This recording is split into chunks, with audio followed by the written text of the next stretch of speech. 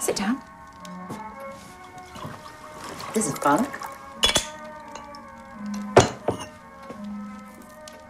Not at all. No, we've had such fun. Goodbye.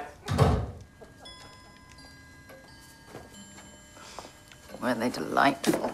Enid, this is not a good idea. What? Are you out of your mind? Think of the scandal if it gets out that you're entertaining the troops while Hugh's away. Imagine if he finds out. Oh, Hugh's having some fandango with some floozy. I'm sure he couldn't care less about what I get up to. A fandango with a floozy? An affair. Absolutely sure of it. He's always been the most appalling flirt. Tries to charm every woman he meets. Have you never noticed? No. Oh.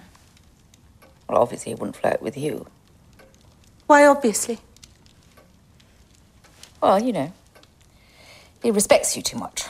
Enid, it's not appropriate. You shouldn't be entertaining soldiers in your house. Oh, Dorothy.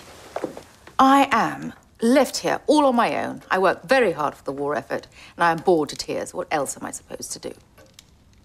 Well, my sister's getting up a bridge party at the weekend. Why don't you come along? Because it sounds absolutely frightful. It's been such a long time since they should have it. Well, this is fun. The bridge party without the bridge. Oh, Miss Blyton, I really don't know where Kenneth's got to. I've told him all about you, and he's so looking forward to meeting you.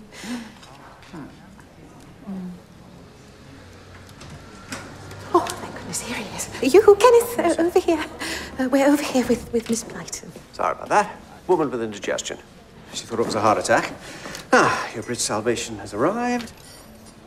Of course, I know you two ladies. Kenneth Waters. Enid. Blyton. Your fame, if not your bridge prowess, precedes you. Precedes. Sorry? Proceeds money obtained from an event precedes to go before. There are proceeds from my fame, but thus far, none from my bridge playing. I think you'll find the word is precedes. Oh, good Lord. Popped in for a game of bridge, had my grammar brushed up by an expert. It's obviously my lucky day. No, I should just warn you, this contraption's mighty unreliable, and I do sometimes have problems hearing calls, so I beg your forbearance in advance. I hope that's the right word, is it? Miss Blyton? Perfect. Excellent. Oh, shall I?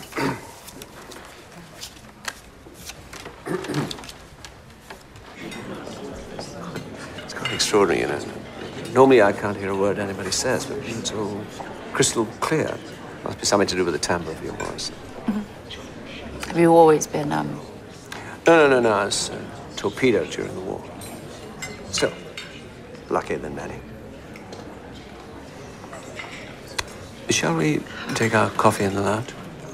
Love to. Excuse us. It's not actually coffee. It's hot and brown and liquid, and there the similarity ends. It's not creosote, is it? I do draw the line in creosote.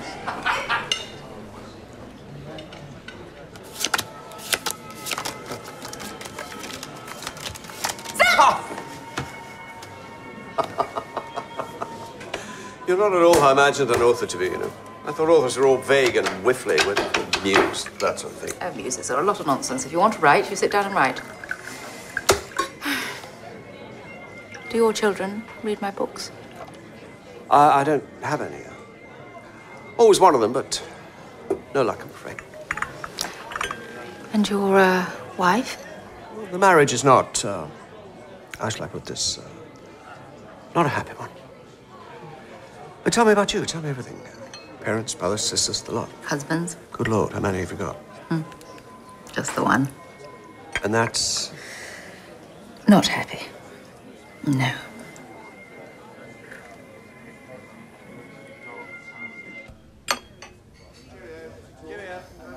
What I don't understand is, why did you leave home so young? I suppose after Father left, I couldn't wait to get away. And then I never wanted to go back. Couldn't face any of them. But what about your mother? dead. Oh, sorry. You know, for years I thought it was my fault my father left. I thought I must have done something terribly wrong.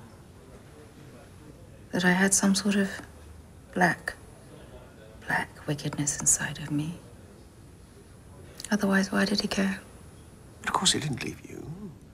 He left your mother. Sure, he loved you with every fibre of his being. How could he not? Gosh. Never talked about this to anyone before. Must be your sympathetic bedside manner. Not that we're in.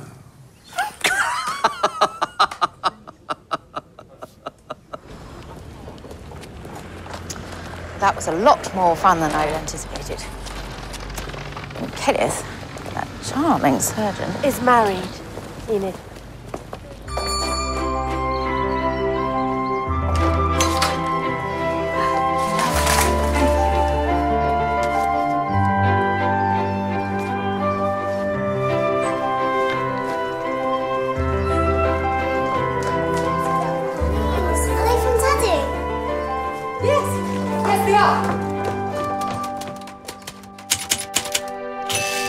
Let's explore the island, yelled Anne, who was now climbing up the rocks. Oh, do come on. Oh, do come on. It was a natural little harbour, sheltered below the high rocks. The water was like glass and had hardly a wrinkle. George felt very happy. She'd often been on our island before, but always alone, except for Tim. She'd always vowed that she never would take anyone there, because it would spoil her island for her. But it hadn't been spoiled. It had been made much nicer.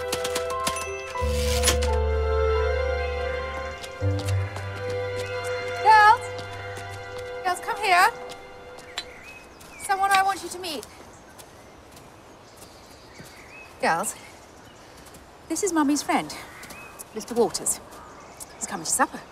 Isn't that marvellous? Well, what do you say? How do you do? How do you do? Maybe not shake hands. No, sorry. Why do you show us what you're up to? All right. It's marvellous, isn't it? Digging for victory. Yeah. Where are you taking me? Just, tell me.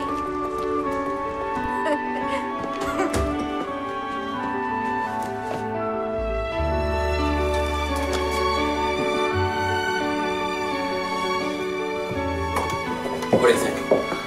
I've rented it for 6 months. Just to make sure your reputation remains unsullied, I've rented it under a false name. What false name? Well, just popped out of my mouth. I couldn't help myself. Kenneth, what false name? Dorothy Richards. You did not. That is a terrible thing to do to poor Dorothy. She'll never know, will she?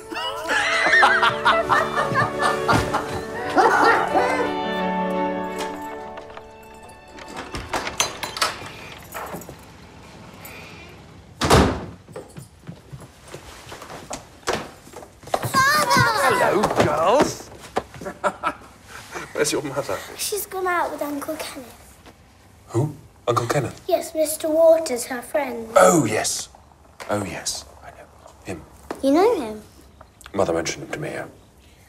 Do you want to come see our rabbit? All right. We did have two, but Mummy and Uncle Kenneth ate the other one. Oh, really? That's a shame.